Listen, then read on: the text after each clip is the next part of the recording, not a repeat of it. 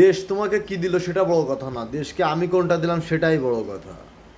কে কি আমাকে নিয়ে ভাবলো কি না ভাবলো, খারাপ ভাবলো কি ভালো ভাবলো, সেটা দেখে লাভ নাই। আমার চোখে যে খারাপ সেই খারাপ, আমার চোখে যে ভালো সেই ভালো। কথাটা ছোটো হতে পারে, মিনিংটাও অনেক বড়ই। কথাটা হচ্ছে এরকমই যে ছোটোবেলায় দেখতাম যে পাশের বাড়ির আমার বন্ধুদেরকে তার মা বাবা একটাই কথা বলতো, বাবা রাস্তাঘাটে এমন কোনো কাজ করো না যেন লোকে খারাপ বলে।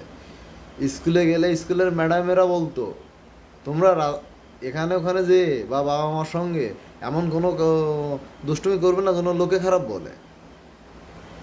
একটু যখন বুঝতে শিখলাম তখন দেখি রাজনীতি যেই দল রাজনীতিতে থাকুক না কেন একটাই ভাষণ দিচ্ছে যে আমার দলের লোক এমন কোনো কাজ করো না যেন লোকে খারাপ বলে।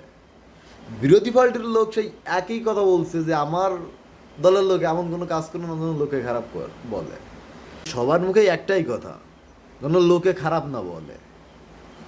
তাহলে তাহলে লোকটা কে? এখানে লোকটা কে?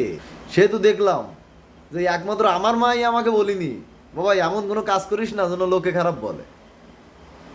তাহলে একমাত্র লোক হচ্ছে আমি। তাহলে আমি যাকে খারাপ বলবো সেই খারাপ, আমি যাকে ভালো বলবো সেই ভালো। কে কি ভাবলো আর কে কি বললো ওটা দেখে লাভ নাই।